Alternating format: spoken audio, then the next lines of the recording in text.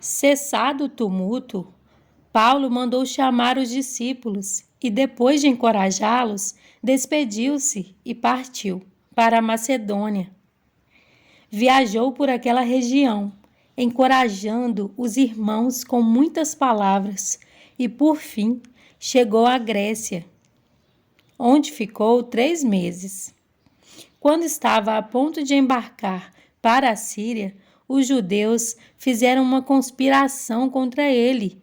Por isso, decidiu voltar para a Macedônia. Sendo acompanhado por Sópatro, filho de Pirro, de Bereia, Aristarco e Secundo, de Tessalônica, Gaio, de Derbe e Timóteo, além de Tíquico e Trófimo, da província da Ásia. Esses homens foram adiante e nos esperaram em Troade. Navegamos de Filipo após a festa dos pães sem fermento, e 5 dias depois nos reunimos com os outros em Troade, onde ficamos 7 dias. No primeiro dia da semana, reunimos-nos para partir o pão, e Paulo falou ao povo. Pretendendo partir no dia seguinte, continuou falando até a meia-noite. Havia muitas candeias no piso superior, onde estávamos reunidos. Um jovem chamado Eutico, que estava sentado numa janela, adormeceu profundamente durante o longo discurso de Paulo. Vencido pelo sono, caiu do 3º andar. Quando levantaram, estava morto.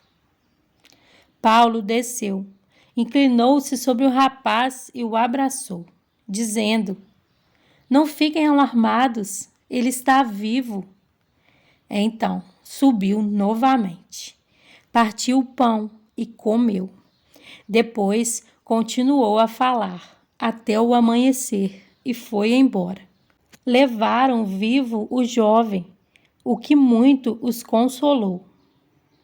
Quanto a nós, fomos até o navio e embarcamos para Assos, onde iríamos receber Paulo a bordo. Assim, ele tinha determinado, tendo preferido ir a pé. Quando nos encontrou em Assos, nós o recebemos a bordo e prosseguimos até Mitilene. No dia seguinte, navegamos dali e chegamos defronte de Quio. No outro dia, atravessamos para Samos e um dia depois chegamos a Mileto. Paulo tinha decidido não aportar em Éfeso para não se demorar na província da Ásia, pois estava com pressa de chegar a Jerusalém, se possível antes do dia de Pentecoste. De Mileto, Paulo mandou chamar os presbíteros da igreja de Éfeso. Quando chegaram, ele lhes disse: "Vocês sabem como vivi todo o tempo em que estive com vocês, desde o primeiro dia em que cheguei à província da Ásia.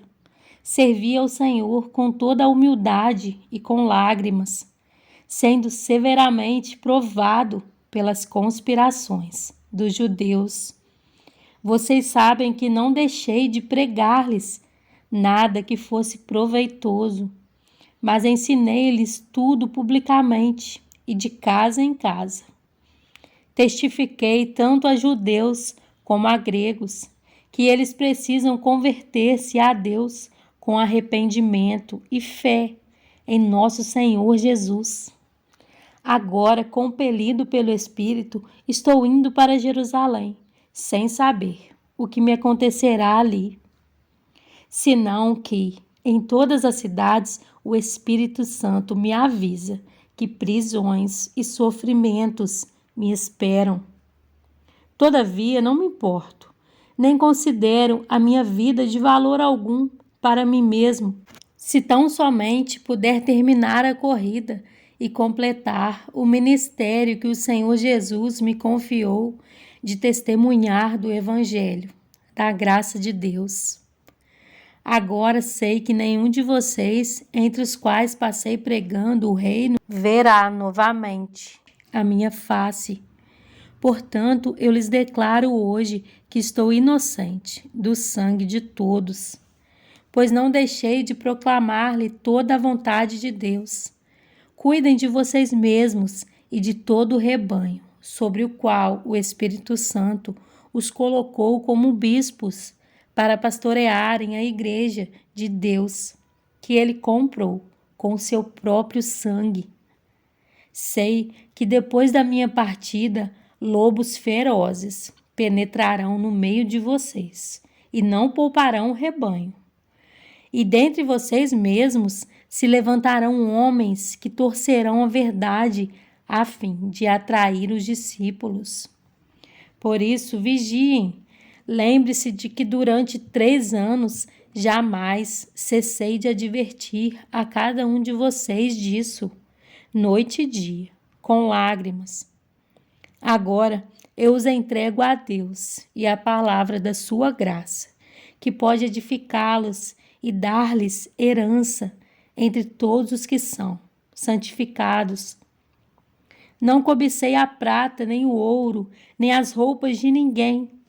Vocês mesmos sabem que estas minhas mãos supriram minhas necessidades e a de meus companheiros. Em tudo o que fiz, mostrei-lhes que, mediante trabalho árduo, devemos ajudar os fracos, lembrando as palavras do próprio Senhor, Jesus, que disse: há maior felicidade em dar do que em receber. Tendo dito isso, ajoelhou-se com todos eles e orou. Todos choraram muito e, abraçando-o, o beijavam. O que mais os entristeceu foi a declaração de que nunca mais veriam a sua face. Então o acompanharam até o navio. Em João 14, 21 a 26, diz: quem tem os meus mandamentos e lhes obedece, esse é o que me ama. Aquele que me ama será amado por meu Pai, e eu também o amarei e me revelarei a ele. Disse então Judas, não o Iscariotes: Senhor, mas por que te revelarás a nós e não ao mundo? Respondeu Jesus: se alguém me ama, guardará a minha palavra. Meu Pai o amará. Nós viveremos a ele e faremos nele morada. Aquele que não me ama não guarda as minhas palavras. Estas palavras que vocês estão ouvindo não são minhas, são de meu Pai que me enviou. Tudo isso lhes tenho dito, enquanto ainda estou com vocês. Mas o Conselheiro, o Espírito Santo, que o Pai enviará em meu nome, lhes ensinará todas as coisas e lhes fará lembrar tudo o que eu lhes disse.